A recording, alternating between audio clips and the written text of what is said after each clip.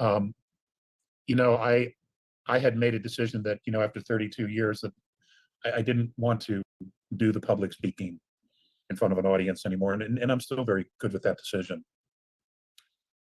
At least, as the legendary conspiracy theorist. Mhm. I don't know if it gets any better or any worse than that. But I have to tell you, Danny, that if I had to go out, that was the best. It was the top. I couldn't have imagined it being any better.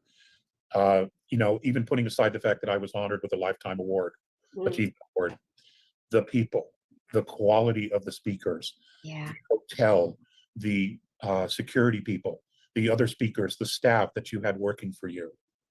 Uh, uh, just everything. I can't imagine it being any better. It's Oh, as if you had been a promoter of concerts and productions your whole life. It just all came together. It was just remarkable, absolutely remarkable. And, we had a few idiots, a few knuckleheads, you know, but in no way did it interfere with the quality of the people, the conferences, the way everybody felt, the sharing of love, the sharing of joy, the camaraderie. It, I just don't know that it could have been any better than what it was. mm. And, you know, in the 32 years of slogging, trying to get people's attention to, or at least to think about stuff, uh, JSIC was the very best time I've ever had. And I mean that with all my heart. Oh, The Alex, very best. that's so beautiful to hear. That just means the world. I, for myself, obviously was surrounded by such beautiful people, and it was a real kind of divine orchestration because I had never ever put on a conference before. I mean, I've had worked on television as a host, as a presenter on live television. One time I worked on QVC. Did you QVC. really? Yeah, Julie? Tom, yes, in London. Yeah. I was like, here are these new eyebrow thingies, and there's a light and everything. I did, and like hair removal machines, and oh my goodness. But no, I had never done this, and it really was divine orchestration. And I couldn't Yeah. believe the speaker said yes. And it started out with you and Tony Rodriguez. I'm like, well, if they say yes, then and then I had my top three in my mind. I thought if I get Elena Danan, Dr. Michael Saller, and Alex Collier, then I'm doing it. And I'm like, oh shit, they all said yes. What do you do with that? What do you do with that? And that was Right, right. incredible. We all had incredible experiences coming up to it. Excuse me, fiddling about with my naughty. It's okay. It was family. The whole thing felt like family. And to go back to your QVC, the hair removing thing, I just want you to know I bought one and it works. That's brilliant. That's it. See, this is what's so great about you.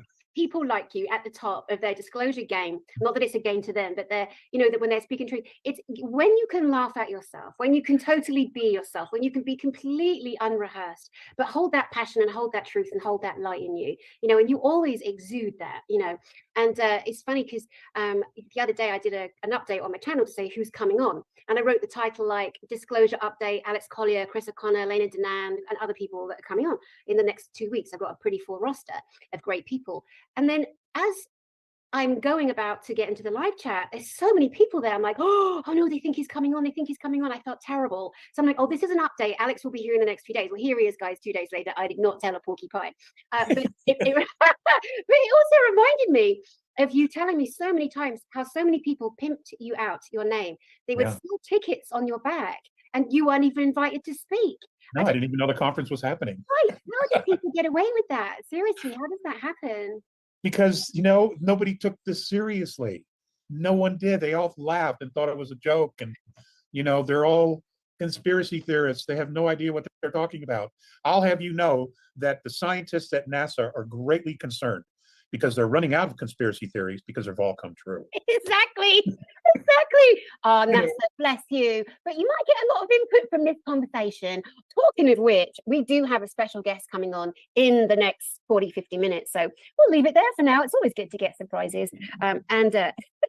All right, Alex, I watched your beautiful webinar that you do 3 times a month, 3 Fridays a month, you do a webinar, and it is completely uncensored, and you go there. It's like, listen, world, if you want to know what time it is, this is where you need to go, alexcollier.org. It's the truth. It is the truth. Oh my God. Sometimes, like yesterday, you have me shrieking, laughing, dying with some of the things that you come out with in terms of your feistiness.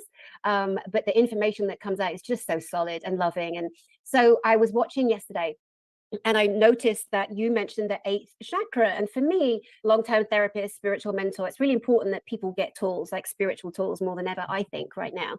And I can't believe you mentioned the eighth chakra, because the only other person that ever mentioned that I learned from was Dr. Chris Lamont, a mentor of mine who's actually on my channel a few days ago. And we're going to come on and do some spiritual tools together. So when you mentioned it, I was like, hallelujahing, like, oh my God, he mentioned the eighth chakra. Can you give us your take on what that is and how we can access it to help our individual selves, please? Okay, well, the A perspective, the Andromedan perspective on the eighth chakra is this. That is where the portal is that creates the physical holograph that is us. That's it. Okay, it's there. If we were to close that, then when we cross over, when our soul leaves the physicality and it withdraws itself back out through the eighth chakra, the chakra closes. Okay, it just closes. So our physical holograph isn't here, even though remnants of our DNA and the energy within our DNA remains. But most people have no idea that it's even there, because when you look at the classes and you look at the books and you look at the chakra light that they've been teaching everybody, or metaphysics light that they've been teaching everybody for, hundreds and hundreds of years, they kind of leave that out. They only focus on the seven, which is the physical body. And what that has done is it has forced everybody to pay more attention to the physical and not the spiritual soul part, which resides primarily in the eighth chakra. So that's their perspective on it. And every time someone leaves, if you go to sleep and you travel at night and you are soul projecting yourself out and you're astral traveling, what happens is you go to the eighth chakra. You're there. And many times when you leave, you will have a guardian watching your eighth chakra. They will come and they will guard it when you're traveling. And that silver cord that everybody talks about, it's connected to the eighth chakra. Now, a lot of people say, well, it's the solar plexus, it's the heart. Yes, that is true as well, but it's really the eighth chakra. This is where the holograph literally physically manifests, which is us. And it remains there. It's an open portal, and it's always connected to source. Always. So, even the dirtbags, even the deep state, their portal may be a little bit smaller. It may be dark and crusty, it may have slime hanging off of it. Okay. But nonetheless, everyone has it because we're all holographs. We are all physical holographs in third density. Excuse me. God bless you. So that's their perspective on it. And, I've heard other people say, well, you have 9, 10, 11 chakras. Okay, whatever. If that's your belief system, that's fine. Frankly, it doesn't matter. What really truly matters is that we become aware of the fact that we have more to us than just the physicals. Because, we're spirit first. We're always spirit first. And, spirit is what's animating the physical body, and your spirit is what is connected to and through and maintaining the open portal, which the Andromeda is referred to as the eighth chakra. So, ladies and gentlemen, and I every time I go there with some of this stuff, I'll get nasty grams. Doesn't matter to me. If you think there's 9, if you think there's 10, whatever, that's fine. It doesn't matter. I'm going with these guys because their information's always been tried and true. So, and that's their perspective. I've done a lot of out-of-body traveling. I've been attacked. I've nearly lost my life and I had to have intervention, and the minute I come back in through my portal, I'm like, whoa, that was close. So there's no question that it's there.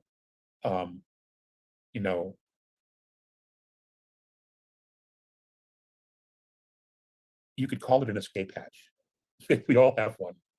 We all have an escape hatch. So what else do you want to know? I'm just so grateful to you for bringing in the Andromedan's perspective of the eighth chakra. It's not like I was hiding it. I've spoken about it in other broadcasts I've done in terms of wanting to help people recognize they have more access to self, because there's such a limited knowledge in all our religions and all of our education and our schooling, even in our metaphysical teaching sometimes, depending on the agenda of the teacher or the guru that wants to keep the students connected. There's something called a guru cap, which, we have this is the, fourth is the heart, fifth is the throat, sixth is the intuition, seventh they say is the crown, and then eighth is the Christ consciousness or the Christos, or it doesn't mean it's about Jesus Christ, the man, the being. This is the universal light of source, call it what you like. And then with the gurus, and believe me, I went through the whole journey of dancing, looking at them, and then recognizing people walking around with their guru caps, and it's a real thing, meaning that their leader they've chosen to allow to siphon off their energy, or the shiny boy or the shiny girl that they've put all their faith in because they believe they're going to survive through that person puppeteering, is they give their energy away, and then the person's energy siphons off, it plugs in, the guru cap is put on, and it cuts off their access to their beautiful source point, their eighth chakra. So again, thank you so much for mentioning that on your brilliant webinar yesterday. I was doing cartwheels around the house. Well, only in my mind, of course, but all right. So moving on to other things, I know you and I, we care very much about our brothers and our sisters. We care about them as they're all individually on their journey. And we'd like to point out, I'll speak for myself, really want to point out to people that you really are on your own individual journey. No one's going to help you get there. There's no point in choosing side, whether it's Democrat, Republic, none of that matters. The bigger scheme of things is not the earth systems, it's you, the beautiful soul on your journey. But as we are looking around, I would love for you to give us some information on who, in your experience, Alex Collier, long-term Andromeda contactee, who in your experience are the Earth Alliance and Space Force? Okay. Drop them in it. The projection of Space Force is simply men and women of the, let's just say, United States military.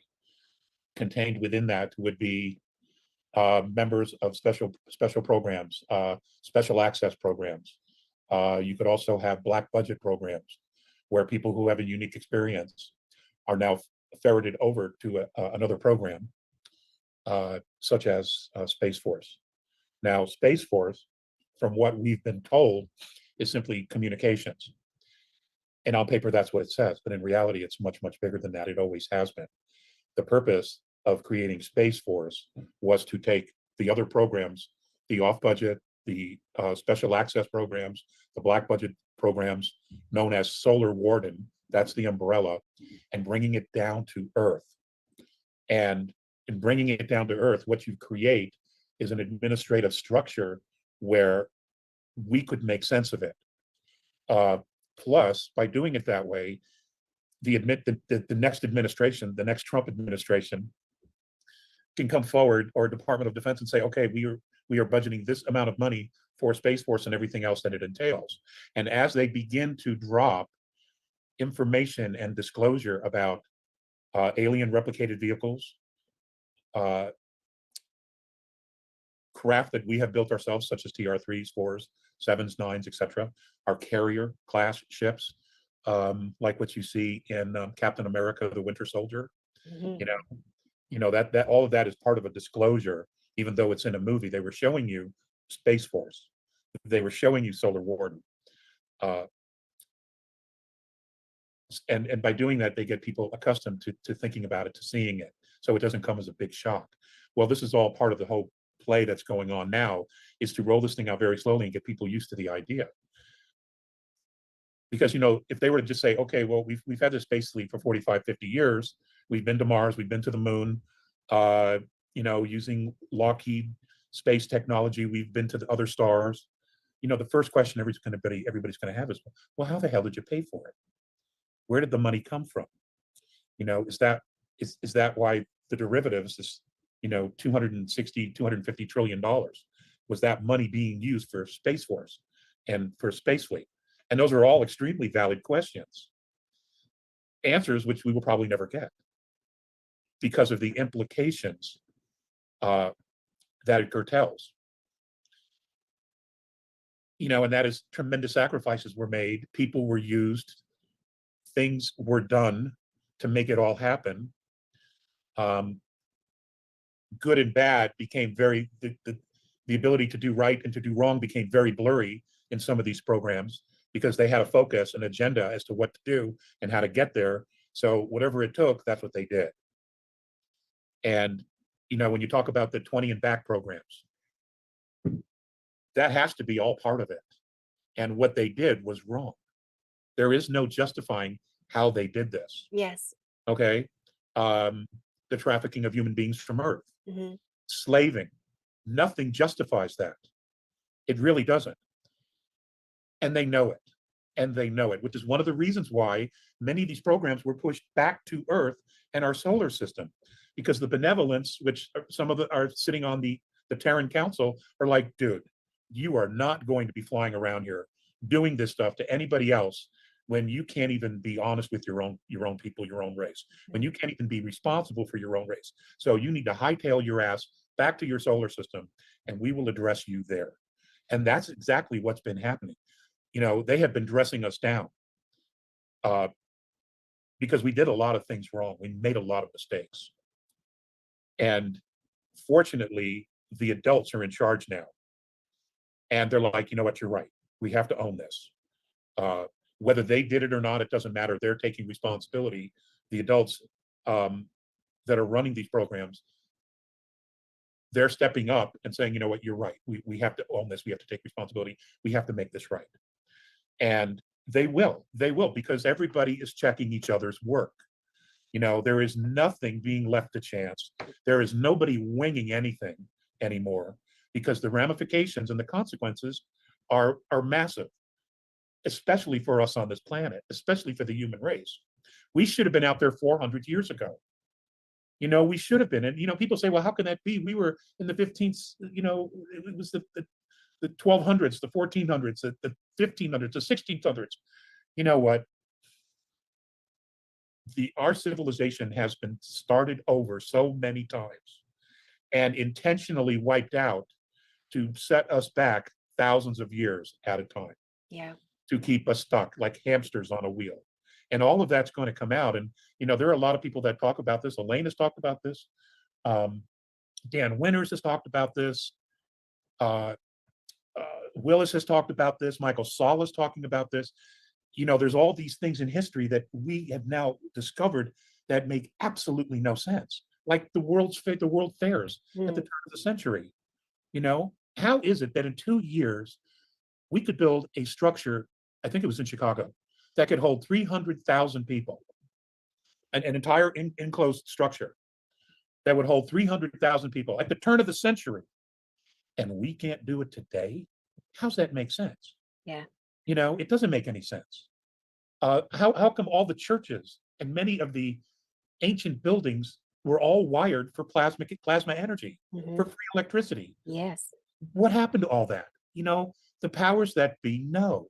They just, as soon as we get to that place, they kick the brakes, they flip us upside down, and we start all over again. And we're like hamsters on the wheel. We just keep going round. Have been, and people say, well, how can that be? We were in the 15th, it was the 1200s, the 1400s, the 1500s, the 1600s. You know what? Our civilization has been started over so many times and intentionally wiped out to set us back thousands of years at a time. Yeah. To keep us stuck like hamsters on a wheel. And all of that's going to come out. And, there are a lot of people that talk about this. Elaine has talked about this. Dan Winters has talked about this. Willis has talked about this. Michael Saul is talking about this. There's all these things in history that we have now discovered that make absolutely no sense. Like the world fairs at the turn of the century. How is it that in 2 years we could build a structure, I think it was in Chicago, that could hold 300,000 people, an entire enclosed structure that would hold 300,000 people at the turn of the century, and we can't do it today? How's that make sense? Yeah. It doesn't make any sense.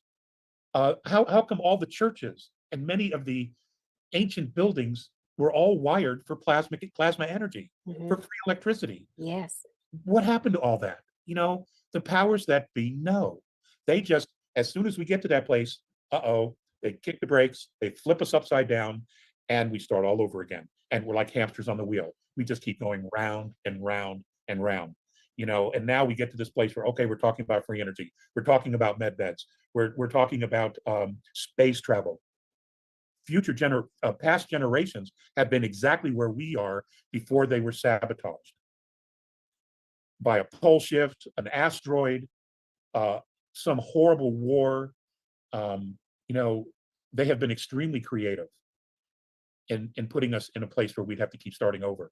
They wipe out a portion of the population in what looks like a natural catastrophe, and then we have to start all over again. And it's like, every lifetime, reincarnation's a fact, but it's interesting because our minds are wiped. Every lifetime we come in, we always have to learn how to swim again. We have to learn how to ride a bike again. Well, this is no different. And they know that. Because when they do these catastrophes, they're sitting off planet watching the catastrophe. Then they come in and they play God and they say, okay, well, we're going to help you start all over again. And the generations that survived have done their best to leave us pieces of history, of knowledge. And it usually gets buried or it gets destroyed by these groups, they never let that information out to the general masses. For example, and I know Elena is probably more fluent in this than I am, but in Egypt, they found spark plugs. They found spark plugs that were better built than anything we had today. Yeah. Well, look at the Baghdad battery, over 2,000 years old. Exactly. Like, hello. And they still work. Right, exactly. Yeah, copper and iron, magnets and crystals. Right. This is the stuff that's coming in. We had lead batteries from 1907 to 1929. We had lead batteries that worked on lemon juice. We had electric cars then, electric buses that got 1,000 miles on a charge. Yes. With lead and lemon juice. Yeah. And today we can't get 300 miles or they're on fire. It's just like, it's when you're just like, oh my God. And that's when the phrase shit show really settles in. Oh my God. I know. You have to bring some kind of humor in, because otherwise the human individual being will just collapse, because everything that they believed has been a lie in terms of systems, and our advancement has been purposefully restricted on many levels. One of my favorite beautiful beings from the past that I really look up to and love his work is Nikola Tesla. As you know, the man brought us so much information, as did Valiant Thor with the government. That before early 1900, we had so much technology. And one of the things that bothers me the most about how Nikola Tesla was sabotaged was he came up with a beautiful machine, a defense mechanism that every single country on our planet would have access to, this one defense mechanism. And what that would mean was there could be no land, no sea, no air attack on any single country. What happened? Some idiot comes along, takes the information, takes the technology, calls it the death gamma ray gun. And Tesla's like, I do not want to be remembered for this. This is not why I did this. So if people want to blame anyone, you blame your governments, you blame the families that run the governments. And the other thing is, we think we know who all the monsters are.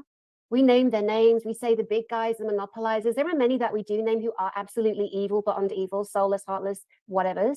But some of them, you'll never know who they are. It could be me. It could be you. That's what I'm saying. That's why we got to stop choosing sides, jumping in people's games, and individuals come into self now. Listen to the information and figure out for you, how does that resonate? What do you feel?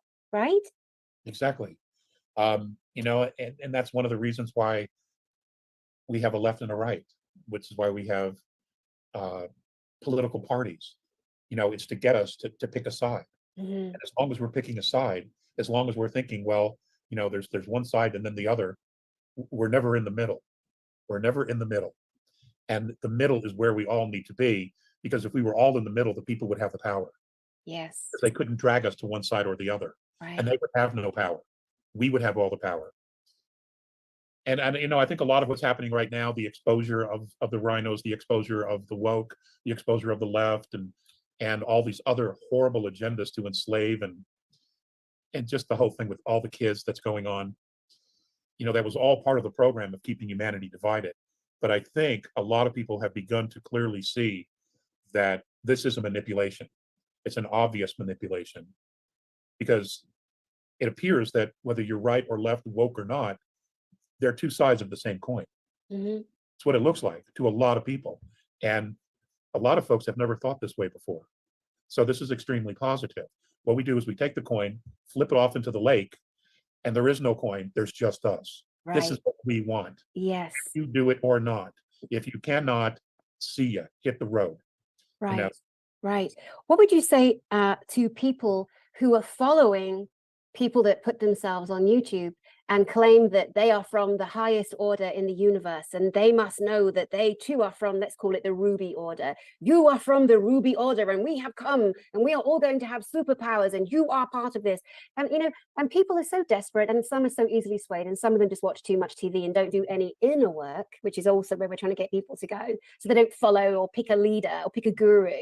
What would you say to people that follow people like that come, I'm from the commanding situation in the middle of the universe and I run the Ruby Order and you follow me? What would you say to the people that get hooked into that? well, I don't know anything about the Ruby Order, but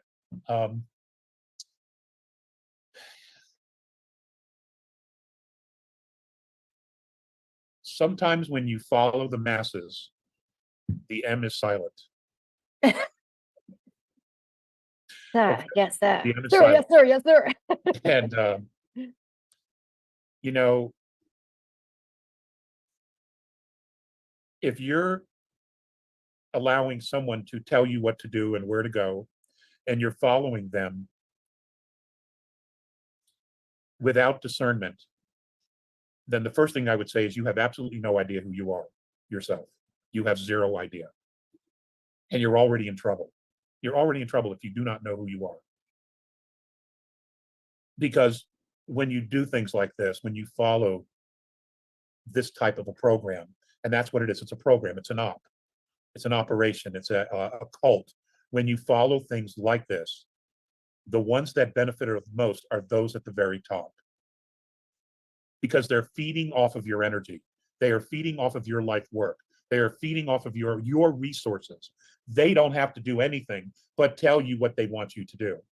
And you being obedient, you give your energy away to them. What is the reciprocity? Where is the reciprocity in any of this? There should always be an equal exchange of energy. Yes. If there isn't, you're fucked.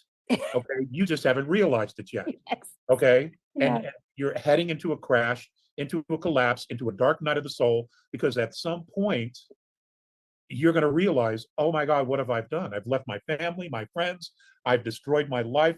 I am nowhere near where I want it to be, and this clearly isn't what it was sold as. I'm trying to be general so that everybody can understand or attach some meaning to it. You know, I think if we take a step back and we go back into the question was, you know, who are the good guys? Space Force, the Earth Alliance. Yeah, One of the things you mentioned, which is so important, and I'm so keen for everyone to understand this and then make up their own mind. If they can get their heads around the fact that we already have an off-planet military fleet of ships in space, they're already there, then there's no big need for a quantum jump in everyone's brain to accept the fact that we have ships flying around who are protecting our planet, and they are China, and China and Russia and France and everyone else is involved too. But the masses weren't told that. Well, we need the masses to know this is a reality.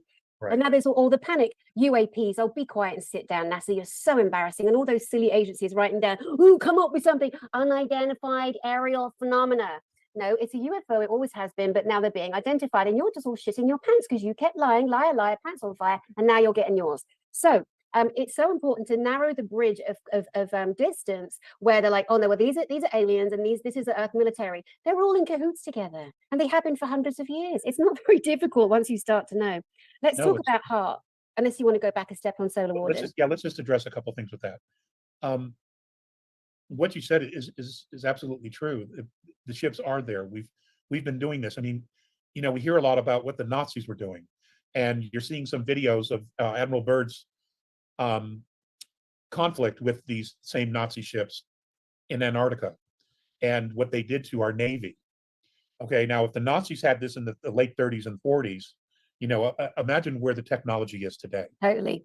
Okay, now a lot of people don't realize this, but military technology every year jumps 40 years compared to commercial technology. So what we have commercially, whether it's the newest high def television or, blue black DVD player, any of that stuff, even the quantum stuff that will be rolling out to us, it's 40 years old. Mm-hmm. We're just getting it now. Mm-hmm. These space programs, these black ops, these off the shelf programs, they're not using silicone to store information on their computers or anything. They're already using quantum technology. They're using water. They are storing information in water. Okay. They're not using sand anymore, silicon. But that's what we are. And we think, wow, we're getting all this great stuff. And we're hundreds of years behind. Mm-hmm. The question is, why are we the last to know? Why have we not been told?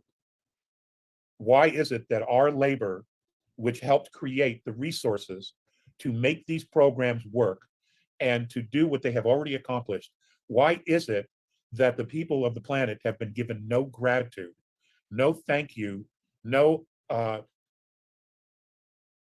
semblance of appreciation from these programs and these governments for creating the ability of the energy for this to happen? Nothing. In fact, what did they do? They left us out, complete, utter betrayal, and they tried to create a breakaway society of their own. That's what they did, Mm-hmm. And they couldn't have done any of it without us.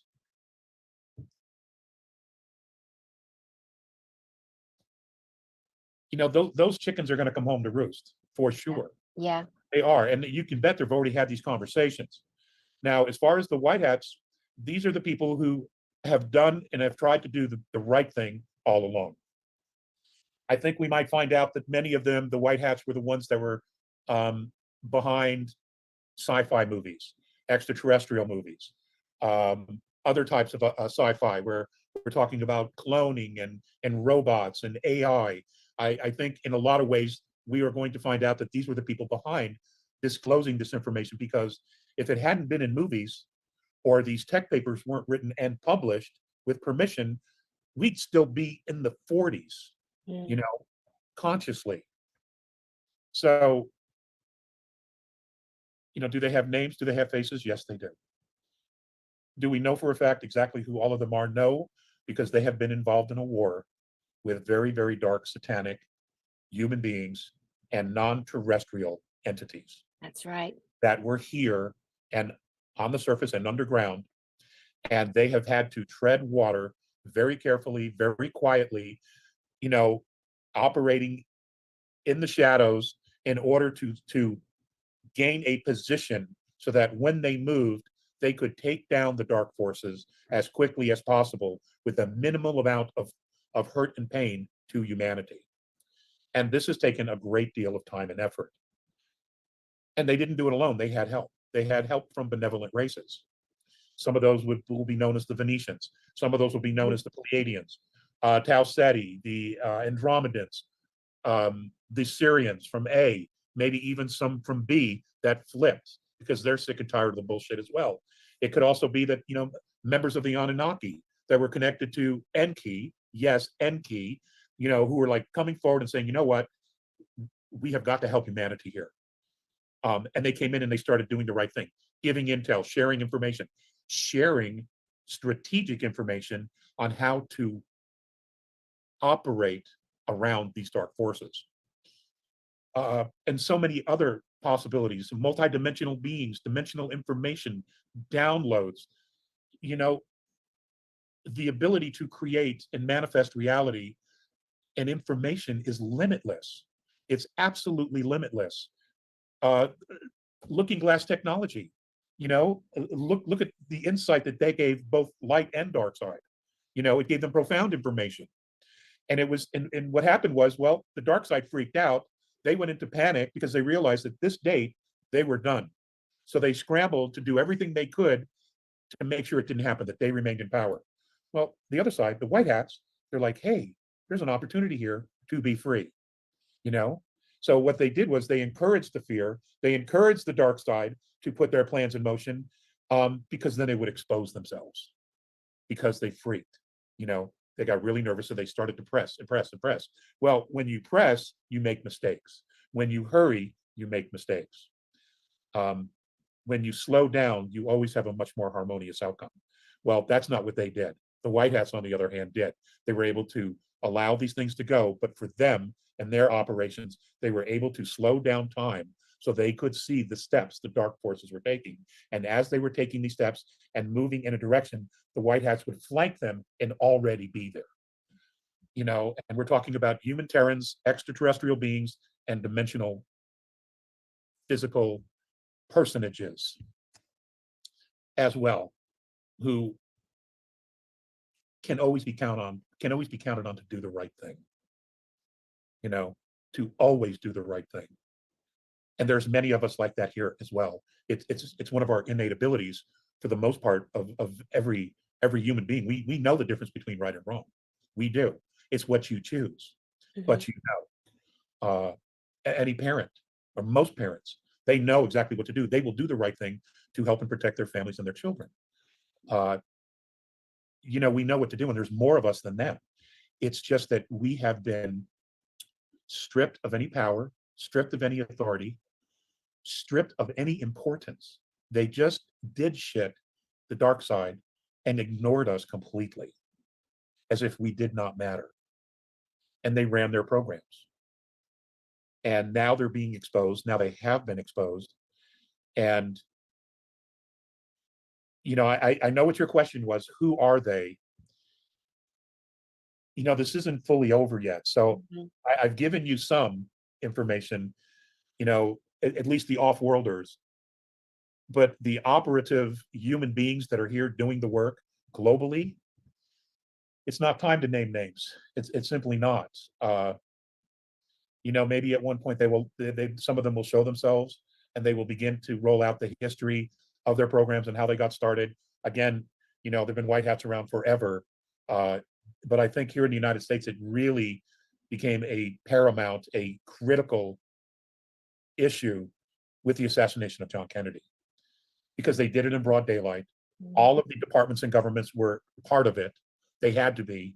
Even the Secret Service. They called his Secret Service detail away from his car as he made the turn at Dallas, into Daley Plaza. You can see the video. They withdrew his Secret Service detail. Yeah. They had to be involved, So everybody was involved. And the White Hats were like, damn, damn, we have got to do this. And they did it. And, maybe 25 years from now, 30 years from now, that information will be public. But it isn't going to be public yet because we're not done. There are still minions to mop up. Minions, and there's some of them are the most dangerous. They honestly believe that the powers they serve are going to take care of them at the end of all of this. It's like promising the 33 virgins or whatever, some groups are told you'll have this. They don't realize that the darkness doesn't care. They will allow people to do evil and do bad things, and then when they come back, there'll be nothing for them. Yeah, well, power is always concentrated at the top, and everything else is a resource. Now, I've talked about this for 30 plus years, and I know that there are others who have done this too. But the Orion model is that once they've achieved their goal, all of the middle management people, they're the first to go, because they were the ones that were interacting and implementing the plan against humanity. So they take them out right off the bat. And then they take out the next layer of upper management as well, so that there is no one left to tell the story, how it happened, because they're all gone. And if you want to get rid of history, that's how you do it. Anyone who knows, you just take them out, and they're gone, and there's no one left to tell the story. So these guys would have all been dead anyway. But now they're really screwed, because they've done all these things. They've committed these crimes. They've done these horrific things against humanity. They've committed treason against humanity and their own countries and their own nations. And they no longer have a chain of command, because that's been removed. They're on their own. And all they can do is run this program, because there's no more deals. They're not going to get a deal. So it's over for them, no matter what. So they're going to play this out, and that's what's happening. And the White Hats, the alliance, the Earth Alliance, is doing everything that it can to minimize than damage to humanity. And they've done very, very well, Mhm. considering the technology that the dark side has had. They've Yes. done very, very well. Nuclear weapons, sonic weapons, neutron weapons, lasers, poison chemicals, poison gases, viruses. They've had all these things that they've tried to use, but it's been stomped down. It's never been able to totally go out of control and create mass chaos. And that's because the alliance has been all over this. Mhm. And I get it that most people have no idea. I get that, but one day they will. Yeah. One day they will, Yeah. and they and everybody will become extremely passionate about bringing humanity, all of humanity, to the fold, to bring us all together, and to act like a human race. Mhm. We haven't had any real models of that down here on the surface because we've had psychopaths and just horrible Yeah, and beings. so many opportunities for people to lead the way in terms of giving real information, but then they'll throw their own agenda on something, and that has happened 50 million times. And so there are so many humans you just cannot trust. They just have this innate need to be all powerful, all everything, and that doesn't work. I could give so many examples here. Just for people watching this, I know so many people are on the journey. They're coming to the information all of the time. If they want their own proof of physical craft that the military is fully aware of, look up Solar Warden, our military fleet on this planet just above Earth's atmosphere here, just in geostationary orbit. Also look up Operation High Jump, which is what Alex was alluding to, William Byrd's Operation High Jump in the Antarctic, where the Nazis from Project Paperclip were given way too much time underground in Antarctica. They perfected their anti-gravity machinery, and they came up and the Americans got a bit of a beating. And so the craft that flew over the White House, that famous photograph, they are actually Nazis. They are not aliens. These are things that we need to collapse in together and be okay with bringing the collapse in together. What it does, it also collapses the human and the human's belief system, which is something that we all have to go through. So Solar Warden, Operation High Jump, Paperclip, Operation Paperclip, if you want to look at that before. And now moving on, let's look at the technology of HAARP, High Frequency Aerial Auric Research Program, HAARP, everybody. Sir Alex Collier, would you give us a little synopsis, please, of what you know about the technology, the military government technology called HAARP, HAARP? I think the original concept came from Nikola Tesla in order to create a shield around the Earth of asteroids, meteors, etc. I think it became a super priority after several crashes in New Mexico, several crashes in South America, and several crashes in Africa that happened as well. When they realized what the technology was and how advanced they were, and their experiences with some of these extraterrestrials, some reptilian, some gray, some were hybrid humans, and their attitude towards us that we were just ants to them. I think what happened was these programs got a lot of very serious attention because the first response was, okay, well, we need to protect the Earth. The problem is that when you take programs like this that are off budget, black ops, and no one knows what's going on, and you classify it in such a way that not even the president of the United States or his administration knows anything about it. What happens is those who write the checks end up calling the shots. And we see this over and over and over again. And what happened was, who had the checks? Who had the money to fund all these programs under the table? It was the central banking system, because they could print money at will, because it had no backing. It was literally paper with pictures on it. And they began to dictate what these programs were going to do. And they started to dictate, well, let's see what it can do. Can it change weather? Can it do this? Can it create earthquakes? And they began to use this against their enemies and or to create enemies or to create world wars, which then some of their other companies that are the military industrial complex could then supply the weapons to both sides, and they could make all this money. And humanity is just wailing against each other, not realizing that we're all totally being played. And what are we doing? We are killing our best and our brightest and our youngest in wars that was nothing but a game to the higher ups. This has gone on over and over and over again for 1,000 years, although HAARP hasn't been here for 1,000 years. But that's what's been going on. And it's my understanding that there's at least 8 harps on the planet, on the surface. And I understand the original premise, but unfortunately, with no genuine oversight and the ability to print money at will, these things go black, they go dark, Yeah. and they're corrupted, and they totally get corrupted. And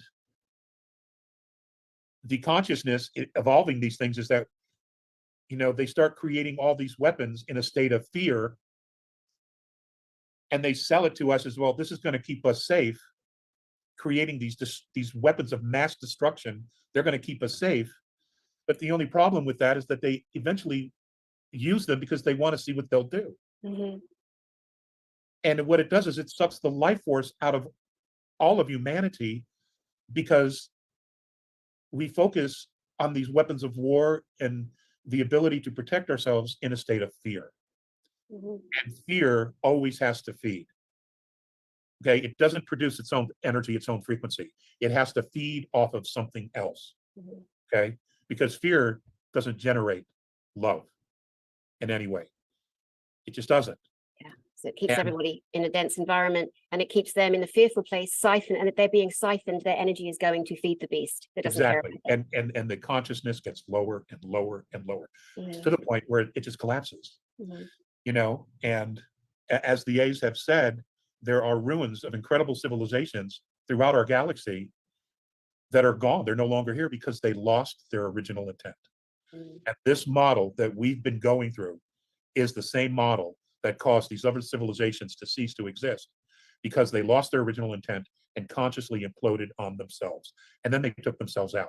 They were in so much pain, so much fear, all they wanted to do was leave. Mm-hmm. Just die, just go away. Mm-hmm. They didn't even want to live that reality anymore. That's mm-hmm. And once you're aware of that, you simply don't make those choices anymore. Right. You don't go there. We've been very fortunate that we've had some intervention, and we stopped that slide. I mean, we have enough nuclear weapons right now to destroy the entire solar system. Does that make sense to anybody? Yeah. Does that make sense to anybody? No, of course not. Well, it gives me comfort knowing that our benevolent brothers and sisters of other races that, of course, exist in our solar system are never going to stand for that. And if they can fly quite easily into our atmosphere, then you better believe that they have better technology than we do. Anything that happens here harms out there. I want to go back to HARP for a second. My understanding, long-term, I would say education, but the way that I've come to understand HARP, high frequency aerial auroric research program. If you look it up online, people, HAARP, you will see it is not hidden. It is right there in your face. It's very difficult for some people to even imagine the concept of hundreds of thousands of miles of windmills in the middle of the ocean where tides turn, for example, meaning that HARP is capable of literally stopping the rains going to India or stopping Serbia receiving its snow. Now, you have to learn to think bigger. This technology is beyond our thinking because we've never been exposed to it. So it seems like a sci-fi movie fantasy to us. But my understanding of HAARP has the absolute capability of doing this.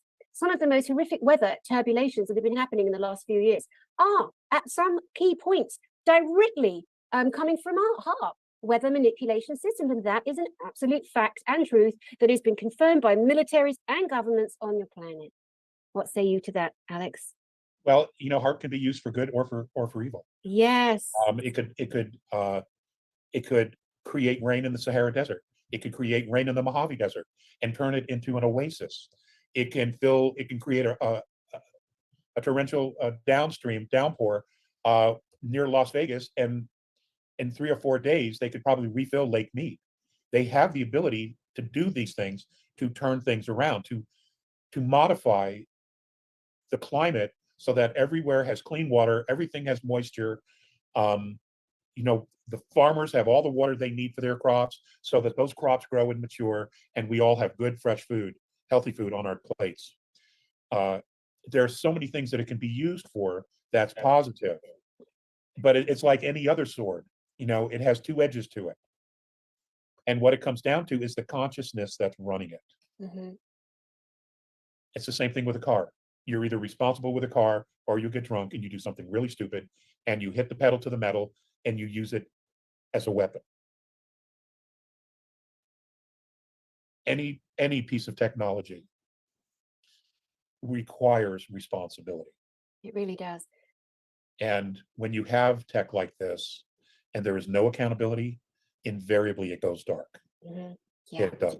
And again, no, if the keys are not with the people who can be trusted to put humanity first, which is their role, they've got one job, the people in charge, the governments, for example, their one job is to take care of humanity, not one cold, not one hungry, and not one homeless person. And if you Muppets out there around the world, all of you governments, bar none, if you've got hungry, cold, homeless people, you're not doing a very good job. You need to pop along and let people that care about humanity come along and run things for you, show you how to do it, because you have all failed. Deal with it. These are the things that we need to be saying. We can't be scared anymore. Oh, don't say that. Why not? People aren't stepping into their power, thinking for themselves enough, Alex, and it's time. And you're absolutely right. Let's just take Washington, D.C. as an example. All of these politicians, instead of spending all their time in D.C., they need to be home in their towns so that they can work and talk and be amongst their constituencies, their people, to know what their needs are. If they're sequestered in Washington, D.C., they become part of a bubble, and that bubble is not connected to reality in any way, shape, or form. My dad used to have a saying that the people that go to Washington, D.C., they become idiots. They just become idiots because they put something in the water, and they just forget the fact that they're human beings, right, and that they have a responsibility to take care of people. You serve the people. That's your job. They're servants. Yes, and they go into this bubble, and they pass laws that are just like lunacy. For example, California. California's just introduced a bill to ban the Bible in California. I mean, where are you coming from with this shit? They've legalized pedophilia over age 12. Where are they coming from with this shit? Yeah, this is why. And the people that don't know, oh God, this is a whole other subject. I wanted to go into hemp batteries, how amazing and miraculous hemp We can is. get there. I'm not limited to an hour. All right, well, no, we have a special guest waiting in the wings that wants to join us. But heart for people putting 9/11 back on the table for discussion, that has to happen. Because if you learn from your history, you can then take accountability in your present. All the signs are there. Yeah, there's so much. Gosh, we just and rainbow portals and portal energy. There's so much to discuss here. What would you like to say regarding educating people to look at the governors, senators, people that put themselves in charge? How can the people take some action towards their communities to help support them, so we get rid of pedophilic laws, for example, that have been slowly slinking in over the last 3 years in particular?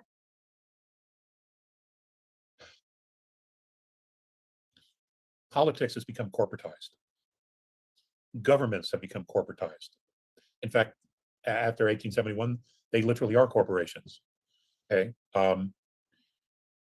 they have moved towards the money.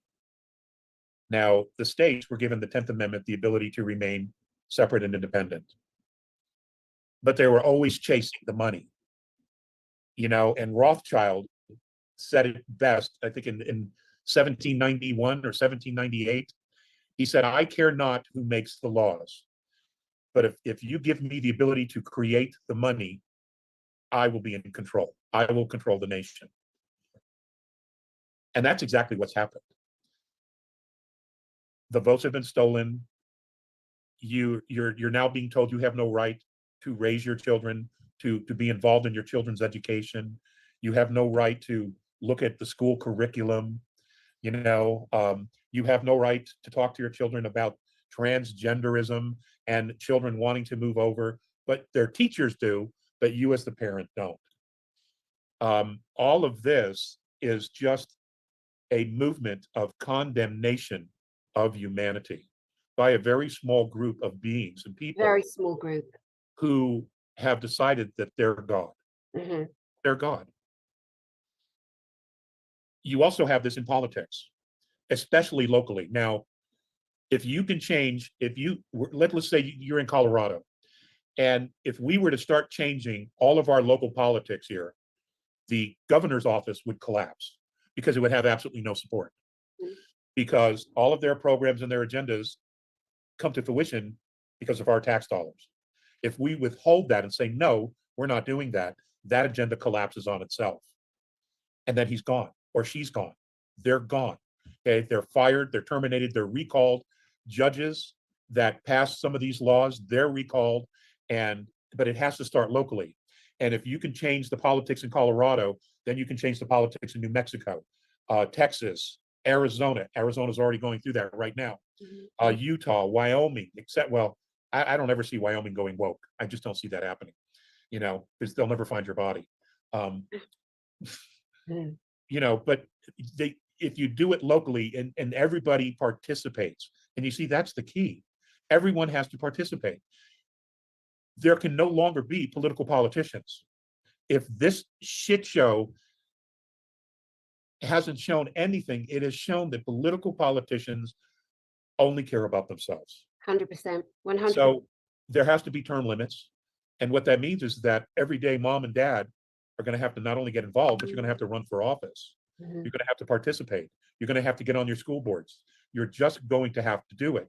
And grandmas and grandpas, you probably have a lot of time on your hands. You could be running some of these school boards. That's right. Because we grew up in an era where we learned how to read. We knew to read. We weren't burning books. We didn't have the internet. We didn't have any of this distractions. Kids learned math, history, real history, geology, ethics. We learned all those things in school. And today, it's just like, and I have 5. And they say things to me, and I'm like, what are you talking about? Where did you learn that? And it is so left field that, I immediately go into the deprogram mode. Yeah, we're going to have lunch tomorrow, and we're going to talk some more about this. Their eyes open up. Oh God, Dad's going to talk to me. But I mean, that's what it takes. That's what it takes. And a lot of this generation, they're entitled. They think they're entitled, and they're not.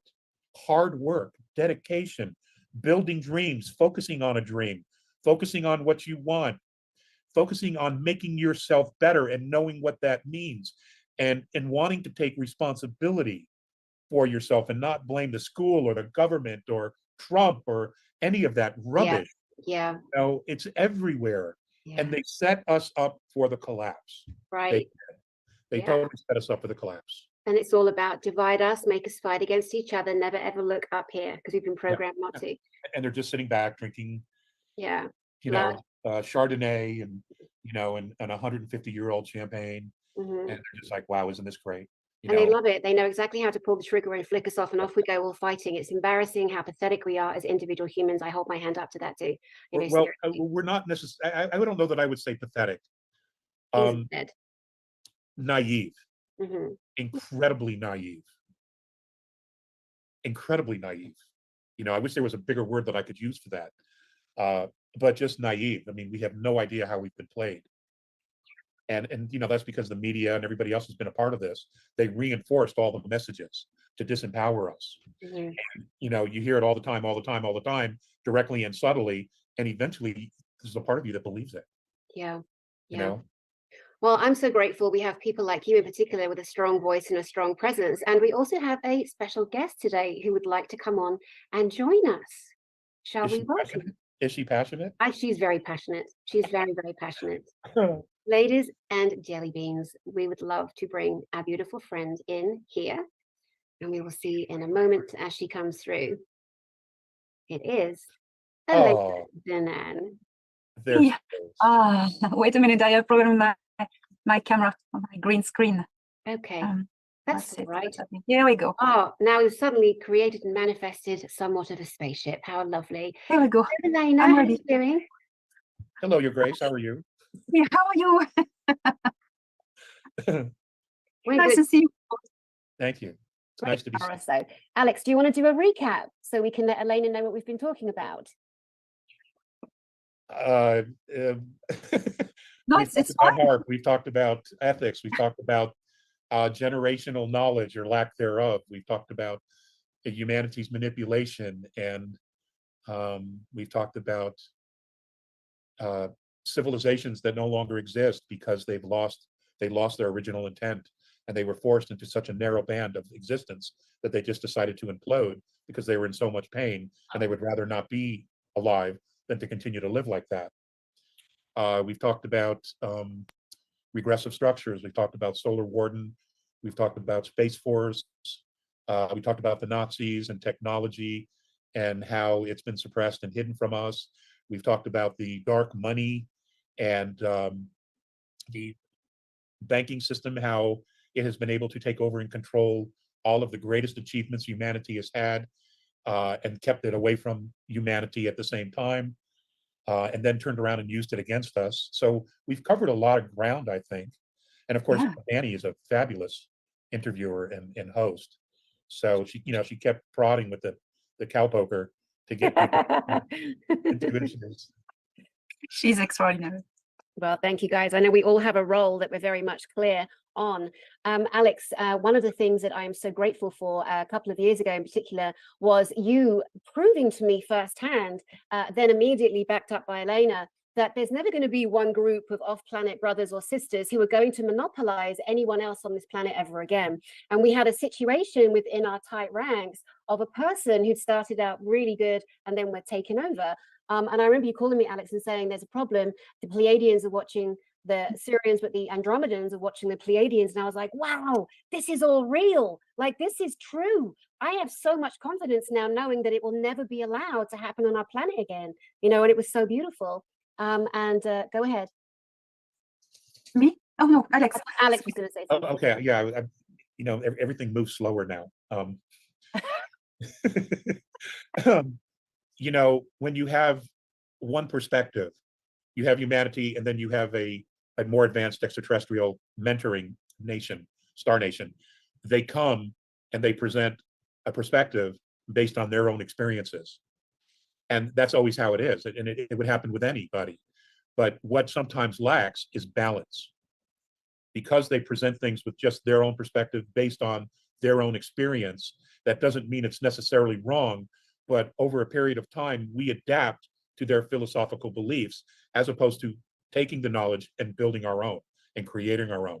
That's why it's always important to have other perspectives here so that humanity can have a different perspective and can take pieces, what they feel they need, in order to create a compendium, a blend of the best that would suit their specific needs and their own specific intentions for their future.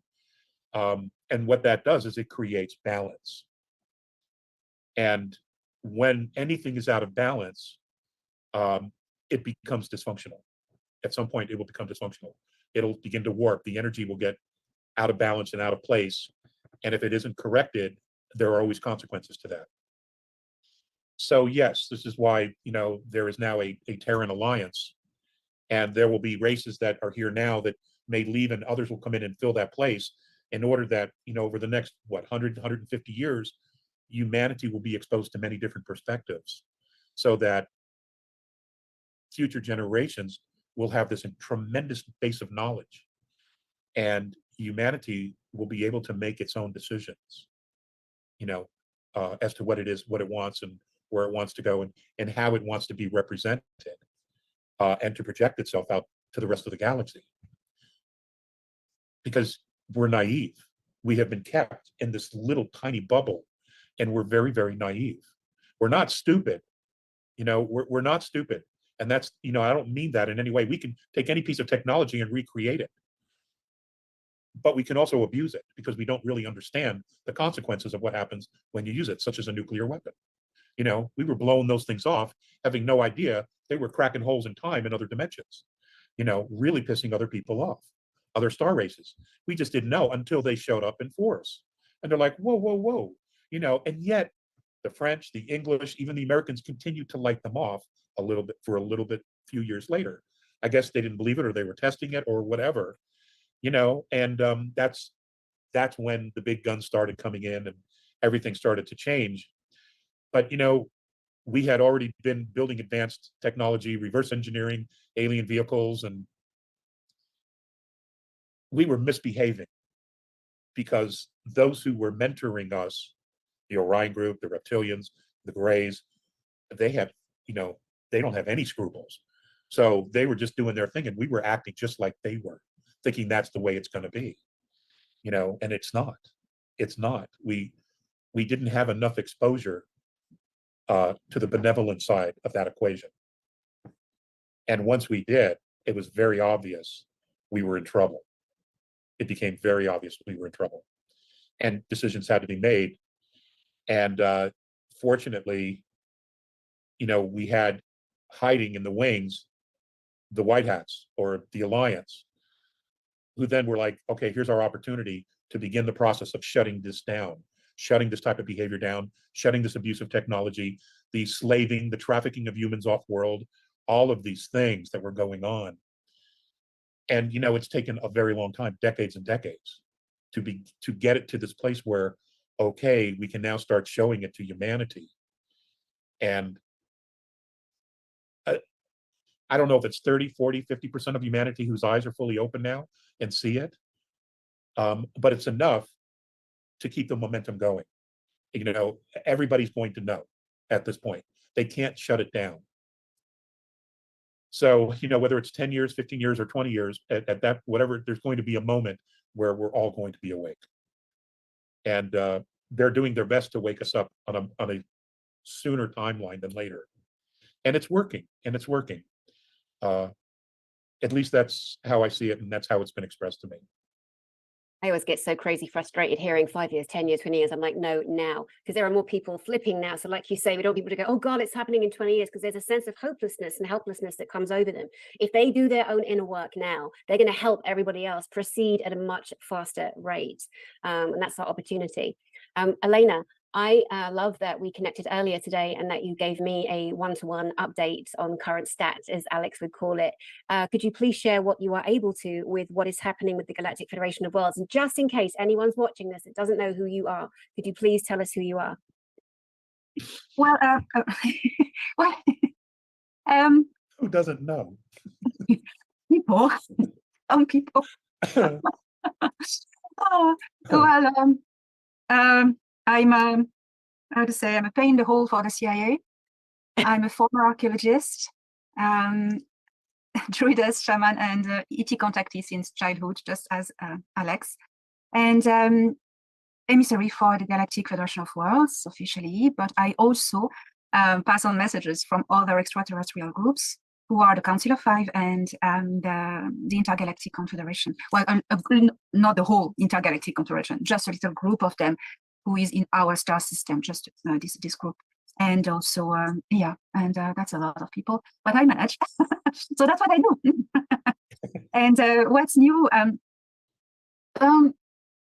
The most main important thing that I can report is, the Council of Five. So the Council of Five is a very ancient organization that was existing already during the Orion Wars. They were a high council in the Orion zone, and they were like kind of bit of, you can compare that to the Jedi Council there. And they were 9 at the time. There were nine cultures, 9 different cultures who were not all from the Orion zone, but they were based there on Al-Nilam, central star of the Orion zone. The Orion Wars happened. The council reduced to 5 cultures for different reasons. And so now that the Orion zone is free from the Nebu hive, the queen has been eradicated. The hive, the Nebu hive, the super hive, which was a compound of many different planetary hives, has collapsed. So the Nebu don't exist anymore as an empire, as an entity. All the Greys have gone back to their planetary hives, so nature is taking back its balance. So then the Orion Council of Five is in charge now again of the Orion zone, the whole Orion zone.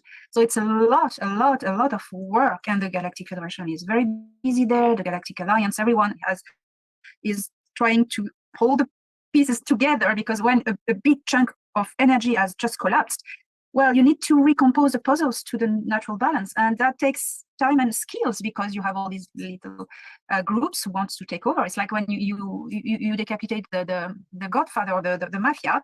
Well, all the little thugs try to get into place, and it's mayhem. So to avoid the mayhem, there's a lot of work there. There's a lot of work. So the Council of Five, there's an ancient culture who left them at the time of the Orion Wars, because they couldn't anymore. They were like, just can't deal with that anymore. It's too much. They're coming back. So the Council of Five may soon be the Council of Six. And so I didn't know until, well, today, not very far from now, who they were, see which one it is. And it's the El Manouk, the actual founders of the Council of Nine at the time.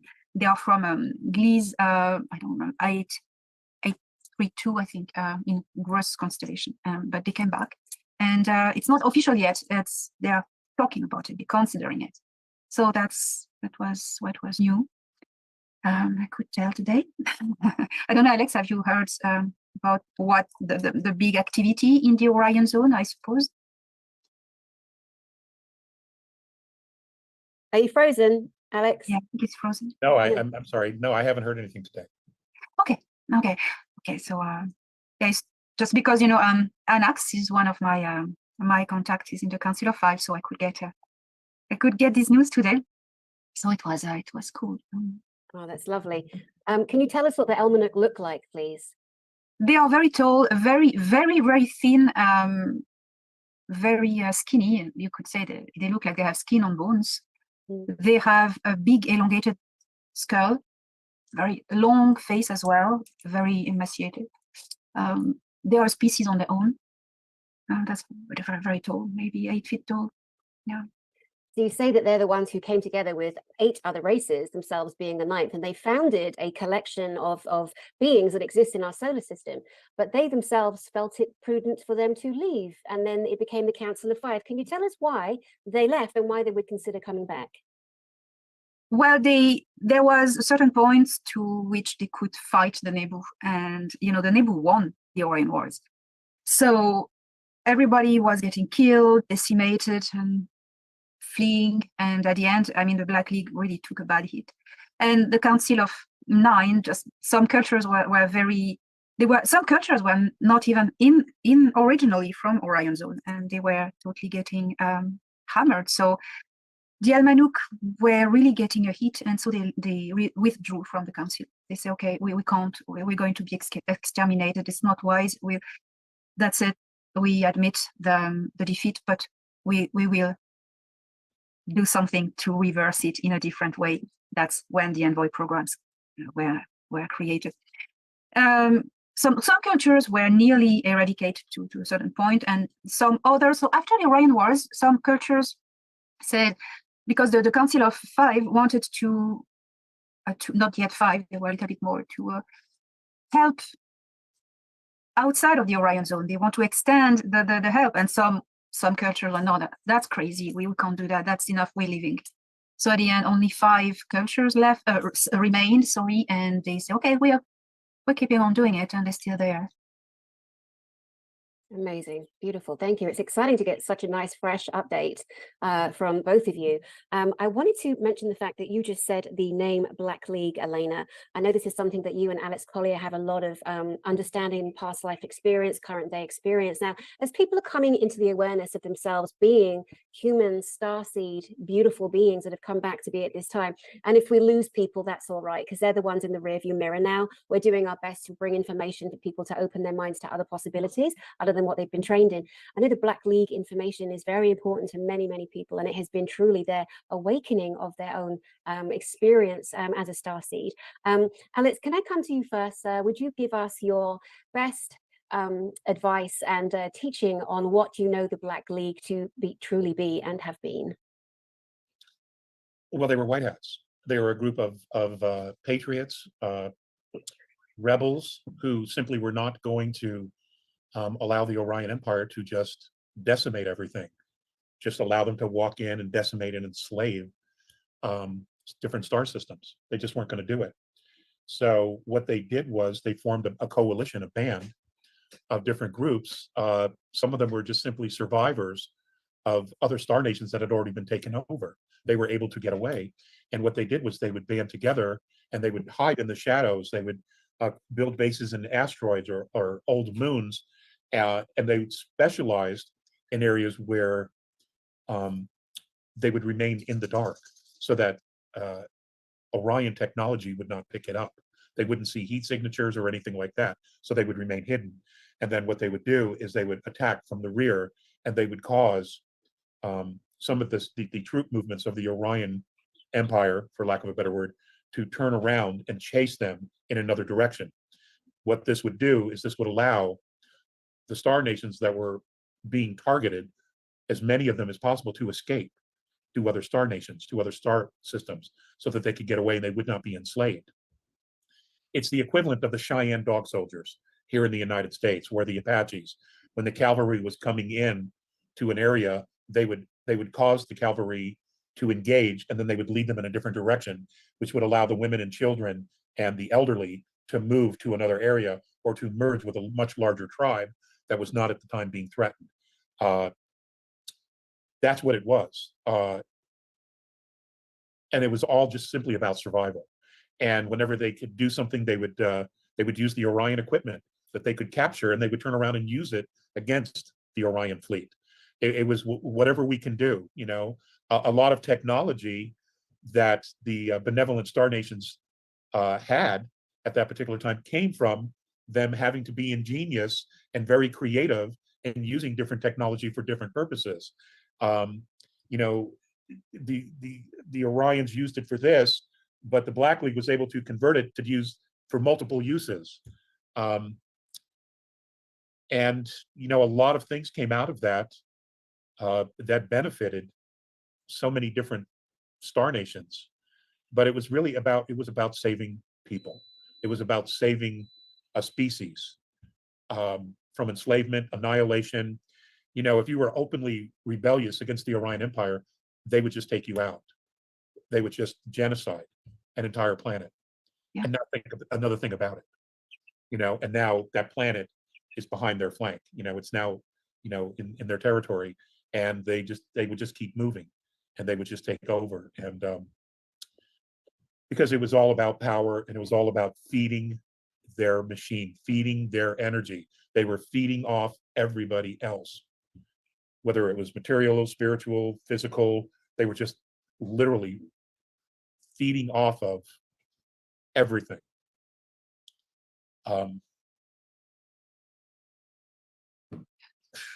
Who is they? For those that don't know, who is they? Well, it was all the other star nations. It was all the small collective of individual colonies or planetary star nations that had survived the Lyran Wars. Okay, when the Lyran Wars came, everybody had to go, and they just took off.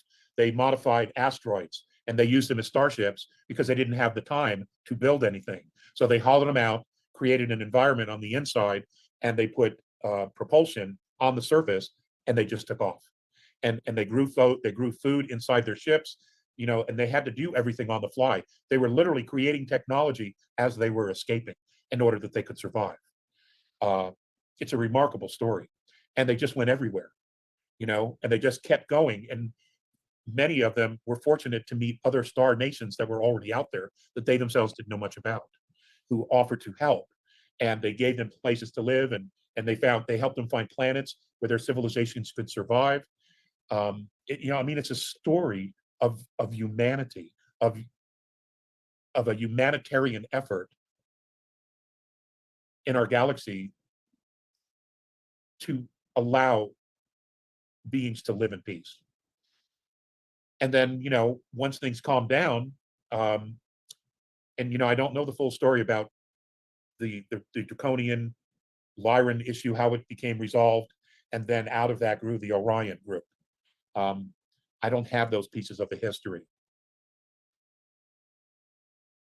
but that's basically what basically that's what happened. And the Black League was extremely instrumental in buying everybody the time they needed. Yes, they got their ass kicked, but it was for a higher purpose. And anyone that was part of that knew that. They knew the odds were not good in your favor. But you also knew that on those ships that were escaping were your own children, were your own parents, was your life, the love of your life, et cetera, et cetera. So you were going to do it anyway, you know, to give them every opportunity to survive. The Black League is about heroism. It was absolutely about heroism. And you know, in some places in the universe, it's probably happening again, sadly. Can I ask you, Alex, you know for a fact, for many different reasons and proofs that you've proven over this lifetime that you're in as a human on this planet, what did you look like when you were in the Black League?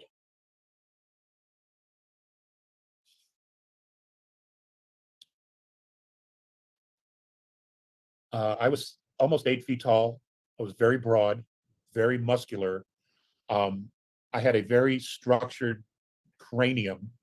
Um, my skin color was a light purple. I don't know specifically where I was from. Uh, but when I was 8 and I was first taken on board, and those monitors came out of the wall, and I was on that table, and that's when I first met Morine Theseus. That was one of the images that they showed me. Oh, I saw the images, and I registered emotionally to it, but it wasn't until years later. I think roughly about 16 when they began to show me each one of those lifetimes specifically, and give me information and knowledge. Uh, I asked what my name was, and they couldn't exactly tell me because that was a language that's no longer spoken. right. It's lost to history. But there were very, very few survivors, just several thousands of survivors of my particular race at that time. Mhm. And there were a bunch of us that were participating in doing this work because it was the right thing to do. You know, we were gone anyway. You know, even if we were enslaved, what they did was they kept the women and the children and raised them and indoctrinated them into their philosophies. And if they couldn't use the men for labor or for slave work, and that they didn't trust us to behave, they just killed you. You know, so they didn't have to be bothered with it. And that's just what the Orion Empire was. It was very matter of fact. It was almost operating in an AI consciousness at that point. Although I don't necessarily believe they had it then, it was operating that. There was absolutely no compassion whatsoever. Mhm. It was very narcissistic and schizophrenic.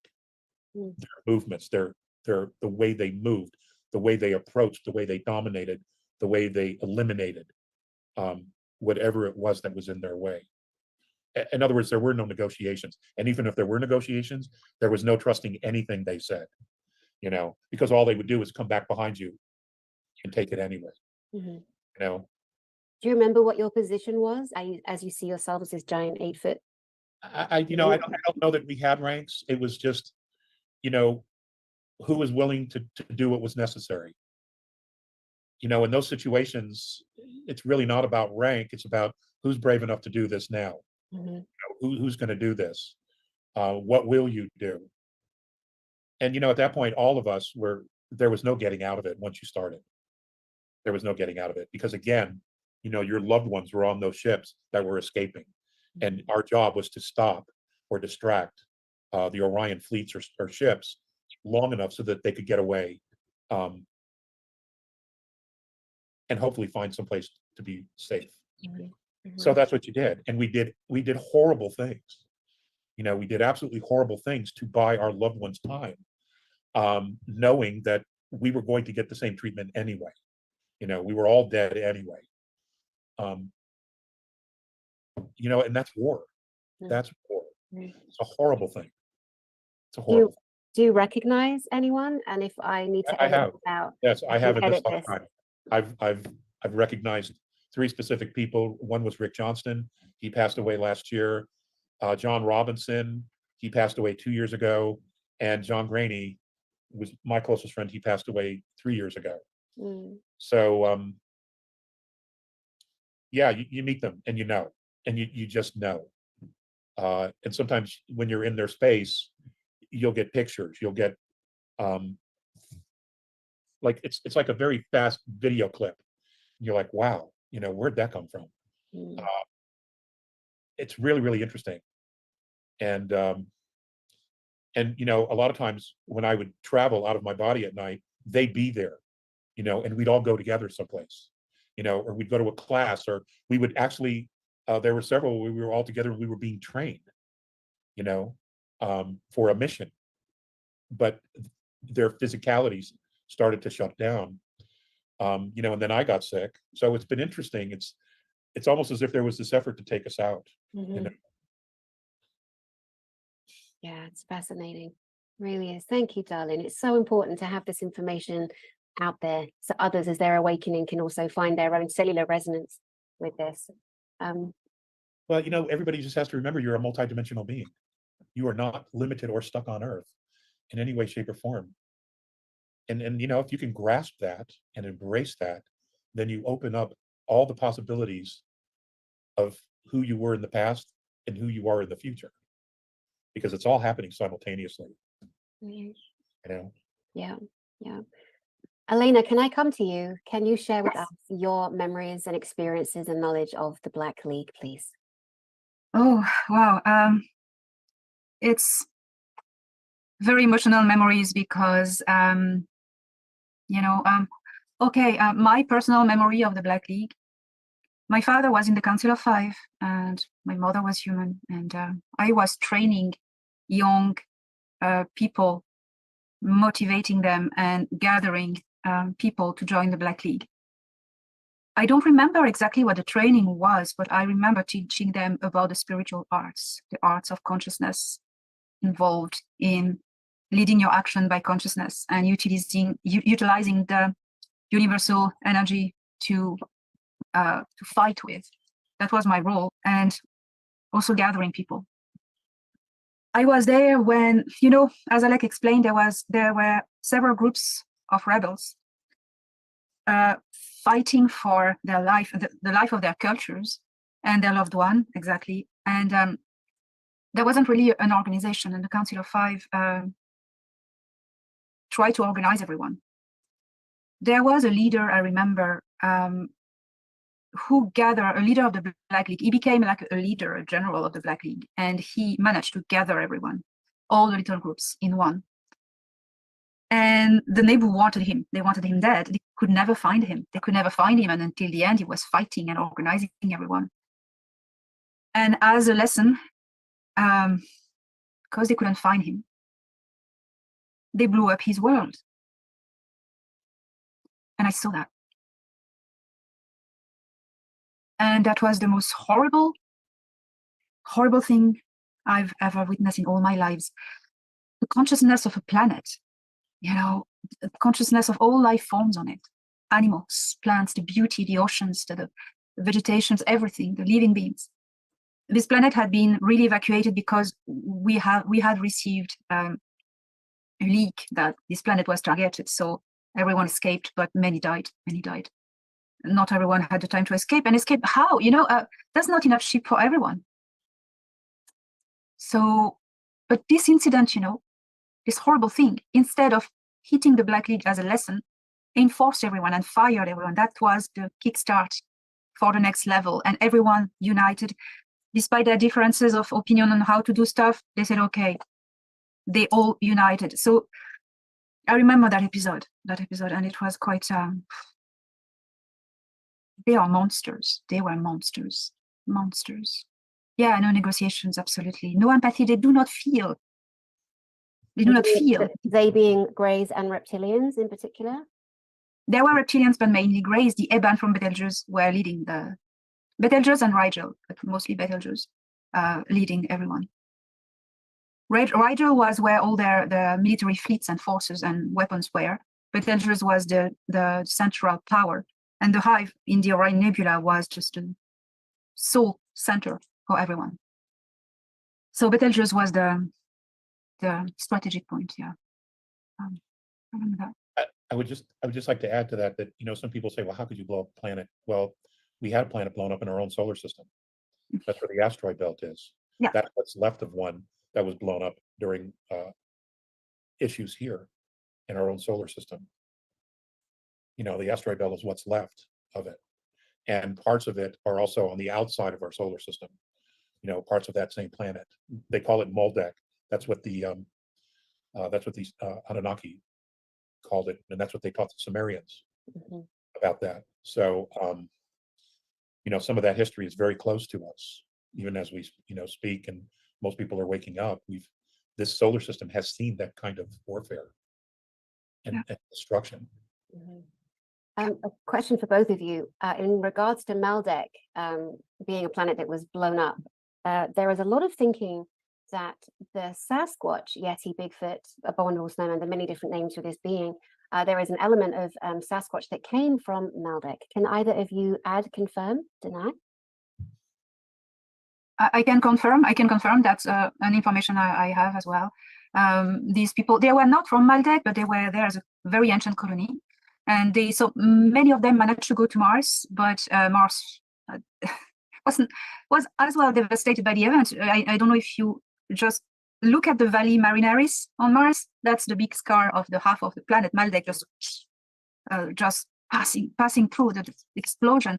So Mars was ripped from its atmosphere, most of its atmosphere at the time it was, but they managed to get a colony there, but most of them escaped to Earth, the next really livable planet.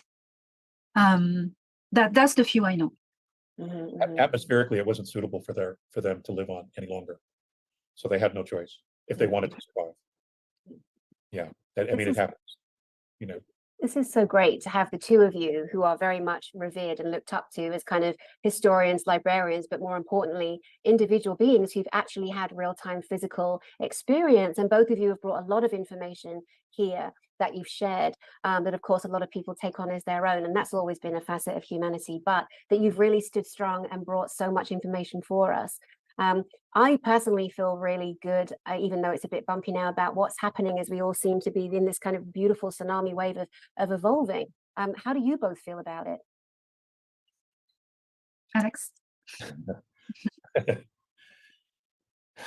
Well, I'm bored now. Alex. I just I'm bored waiting. I'm waiting for the for the apocalypse. Just kidding. I couldn't be more excited. I really couldn't be more excited, and because I know where this is going, and I know that we have incredible help, even though there's going to be a very interesting transition for humanity to come to terms with a lot of change. And I'm really excited for humanity to grasp the opportunity that is going to be presented to us, in that, hey, you are a part of the galaxy. You have a very, very ancient DNA lineage that's off the charts. You represent so many different star nations, and you have cousins and family everywhere, and many of them are here now wanting to engage and show you your history and your past and the possibilities of the future. And literally, it's going to take a complete 180 shift in how we see ourselves. And it's going to be interesting to see how that's done. If they're going to fast track it, or if they're going to do it nice and slow. It's going to be interesting. Some people, it'll be fast tracked because they're going to embrace it. Hook, line, and sinker. They're going to want this opportunity. And then there are others who are going to be, more fearful and reclusive. It's going to be interesting. I know the end result 50 years from now. It's a completely different planet. Completely different. But I think people are going to understand it when the different technologies are shown to them, or I should say reintroduced to the planet, because they've been here before, then they were suppressed, then they were taken underground, some were taken off world, but now they're all coming back.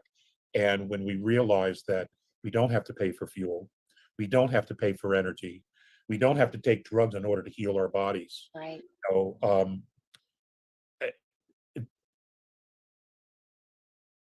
Just how everything works. And there are no limits to our own self-consciousness and self-awareness.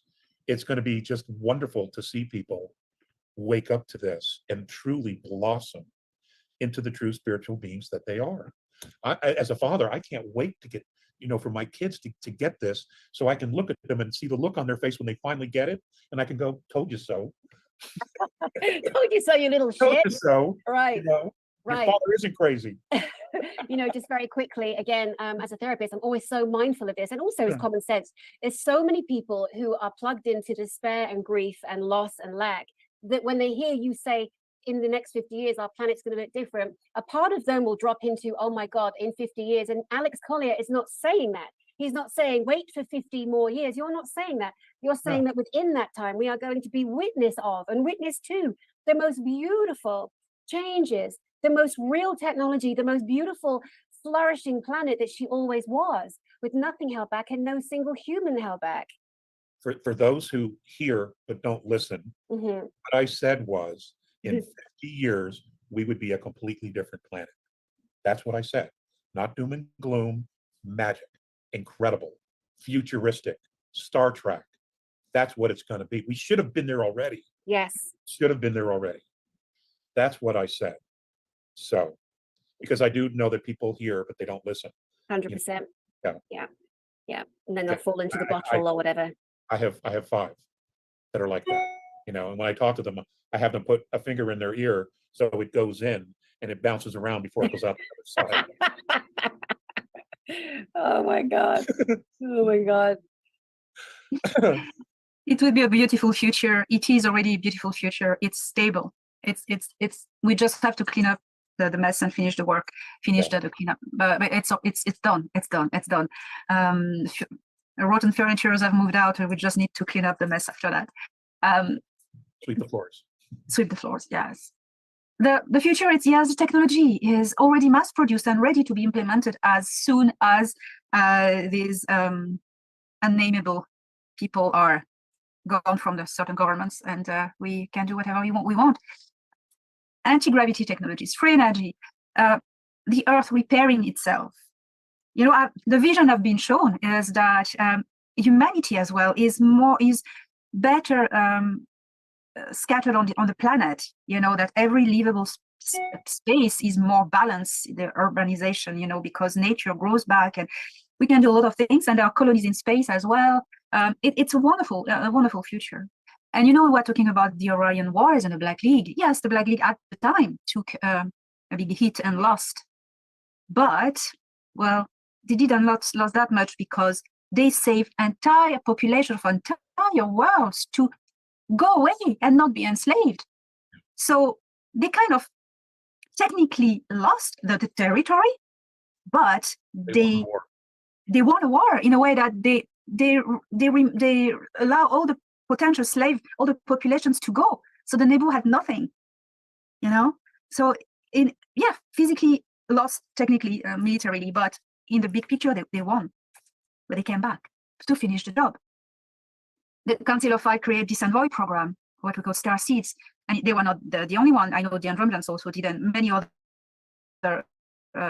culture create star seeds envoy programs. To Earth, the program to Earth was to enroll everyone. The Council of Five, I remember, we sent a call towards everyone in the galaxy that all those who remember being in the Orion Wars, or either dead and reincarnated, or either the population that had fled, they had the opportunity to enroll in the envoy program, become a starseed on Earth, because Earth was going to be the place where the end of the war would happen, and the galaxy would be totally changed because of Earth. And the Andromedans knew that, and Alex has spoken about that enough. They knew what was going to happen. They knew that Earth was the place. Oh man! So many of us at the Black League came enrolled to this program to Terra to finish the job. And you know what? We did. We destroyed the Orion Hive. We destroyed the Nebu. And victory was full. We got them really in a sneaky way. They weren't expecting that. Yeah, the end around. A lot of the technology that we've had on this planet that we've been using, first starts out as really cool, but then what they do is they've been able to turn it against us. But this next level of technology will actually give us freedom. It will actually give us the time and the ability to work on ourselves and actually spend time dreaming and creating an entirely new vision for not only the individual, but for cultures, for societies, for generations. And none of us know how to live without being in survival. Mm-hmm. Well, supposing the whole goal here is your existence is not supposed to be about survival. It's about evolving. It's about evolution. It's about evolving consciously, spiritually, so that you can become part of the heart of the galaxy. And the heart of the galaxy is peace. It's about peace. It's about sharing. It's about exploring not only other star systems and other galaxies, but each other. The heart of the galaxy is becoming a soul group of multiple soul groups on multiple dimensions. And that there is such power, there is such grace in all of that, because wherever there's love, there's grace. And that's what it's about. That's what it's about. And you know, when you see it with the other star nations, how they act, how they are with each other, you're like, it affects you in a profound way. And there's no way that you're ever the same. And I wish that for everyone.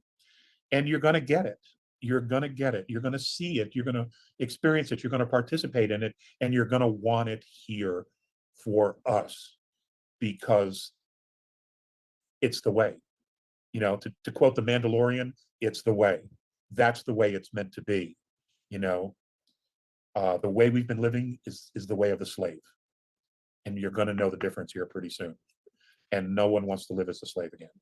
Yeah, Once you've had a taste of genuine freedom and grace, you're never going to want to be a slave again, and you will never settle for it ever again either. Yeah. It's a bit difficult looking at you with that beautiful, big, white, fluffy ball of just unconditional love. Merlin, everybody. Those that don't know, this is Merlin. He's such a cutie patootie, isn't he? Yeah, Oh, so cute. he's my handler. Actually, that's quite funny, because he does boss me about. He learned to tell time, you know, and every 2.5 hours, he's just like, come on, let's go. Let's go. Whether I got to go or not, we're going. Oh my God. He's just a hoot, you know. But yeah, he's really cool. Oh, I love that you love him. Well, listen, talking of people that we love, Elena, you've been very prolific. Well, actually, you have too, Alex, because you introduced us to two beautiful beings, two male, two men, Theseus and Monet from the Andromedan star system, who you met physically at 8 years old. And we've had so many wonderful interactions with you sharing these beings. And again, you've been clear about don't worship them. Don't be so ridiculous. They're not gods. They are people. And then Elena's come along with her military team.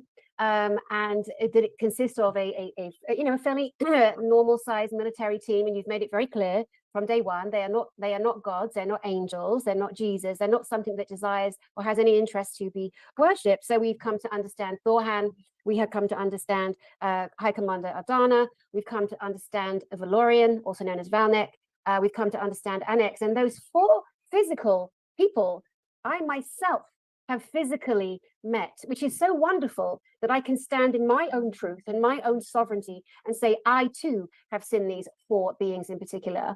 And I know that people have been really, they like to get the updates, they like to know, because you kind of get a little bit fond, and that's human nature when you hear about people who you believe are doing good for you. So Elena, could you give us an update, please, on what those that you share with us are actually doing right now in the real world, not in fantasy or meditation? Well, yes. Well, in my first book, A Gift from the Stars, 3 years ago, Thorhan wanted to give a message that to him was extremely important. That because what you said made me think about it. He said he doesn't want people to adore them or consider them as superior. They want people to rise in their sovereignty and consider the star nations as equals. That's what they're waiting for.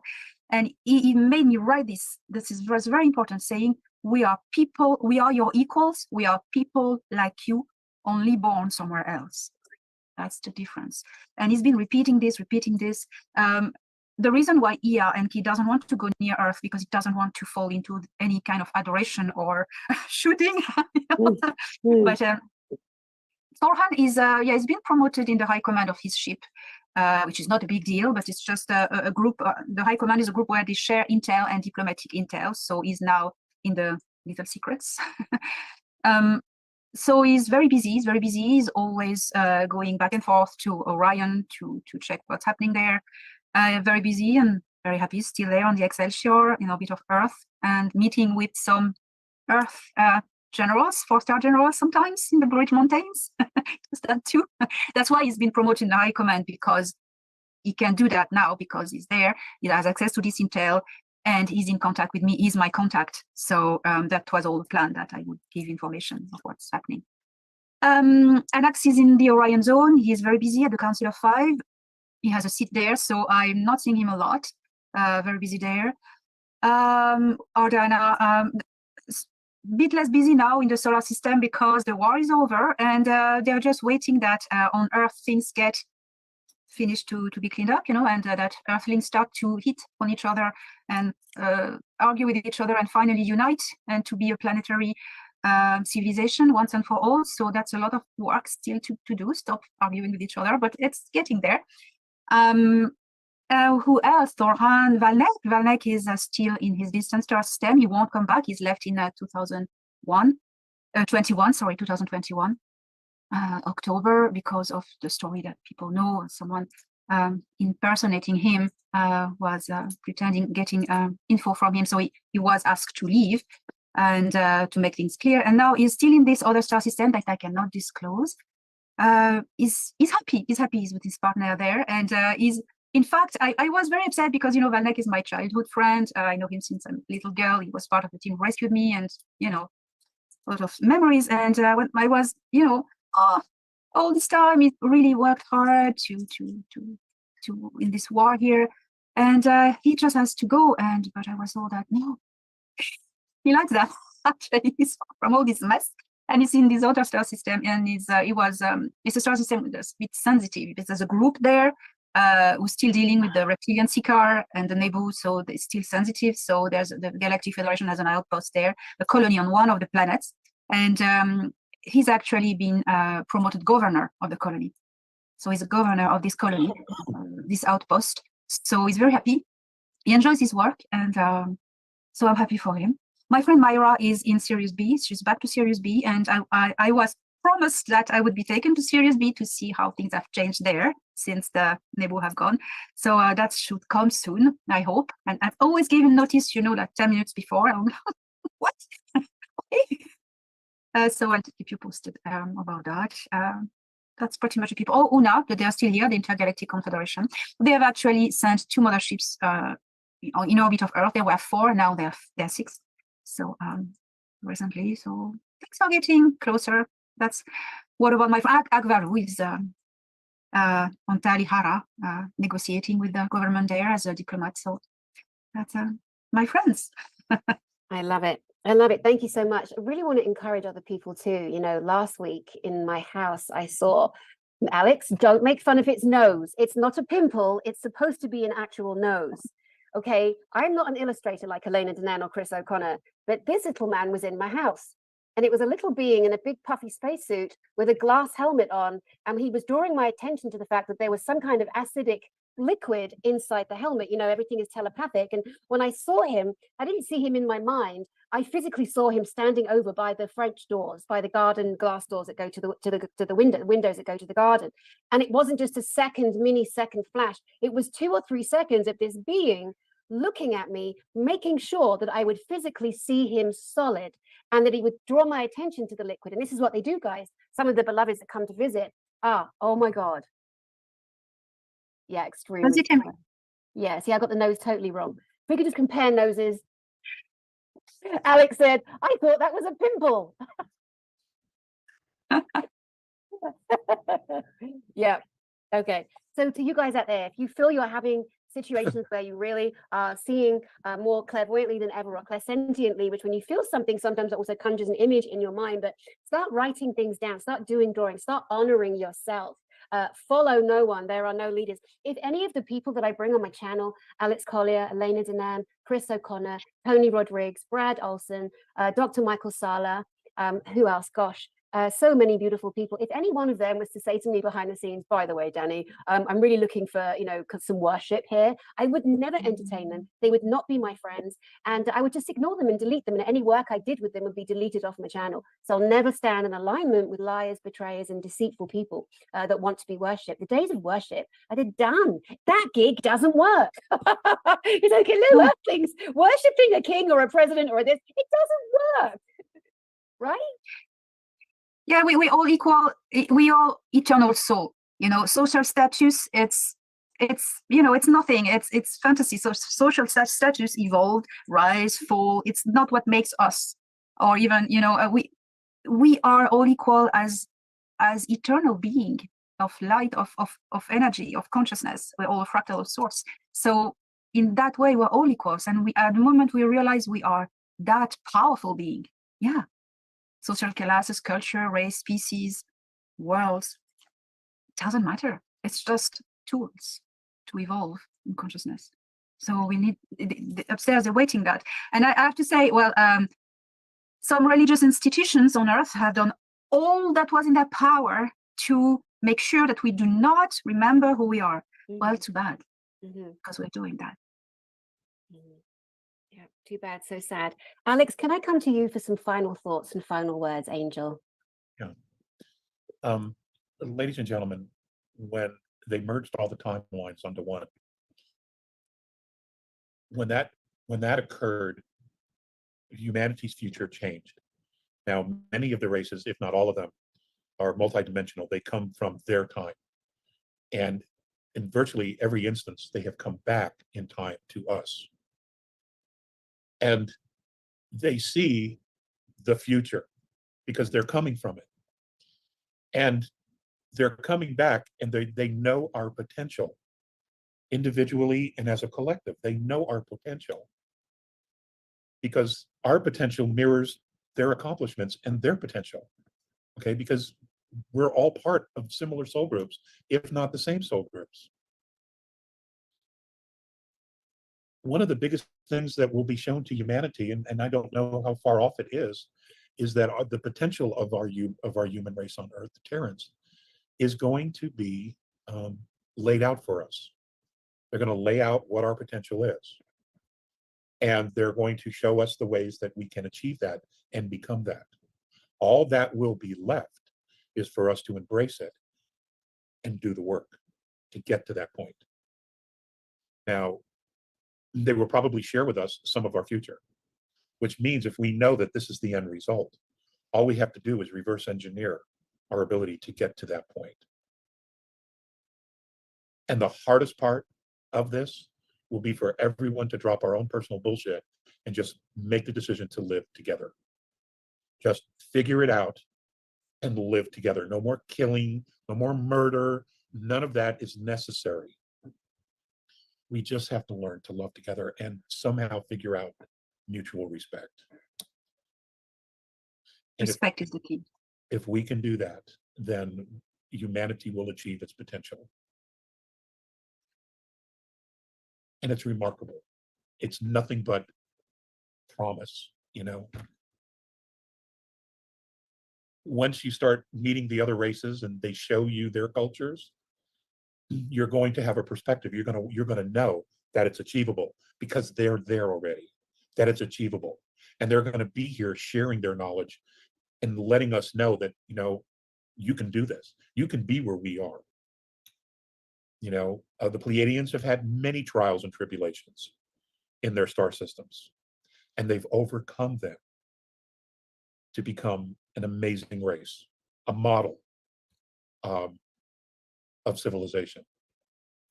The A's too, but their journey's been different than the P's. It's been different. What do you want? What do you want?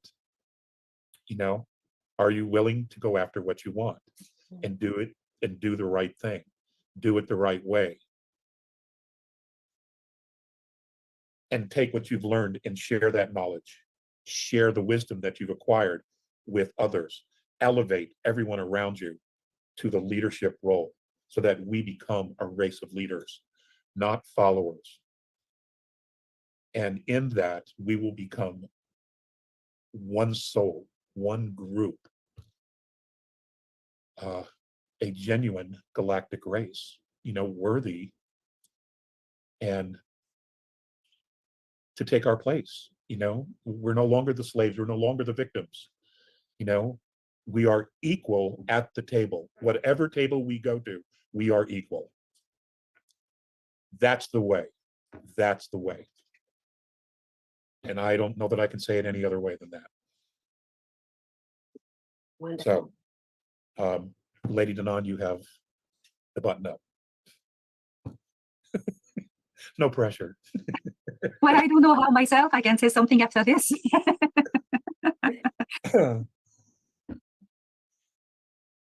You just have to remember, people,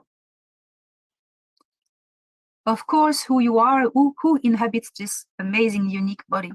When I say unique, it's because, yes, there are so many human colonies in this galaxy, but this one on Earth is special because all the different DNAs we have in these bodies, it's an honor and a privilege to be incarnated in these bodies, in these bloodlines, on this planet, which is a paradise, a gem, a jewel. So when you remember who you are,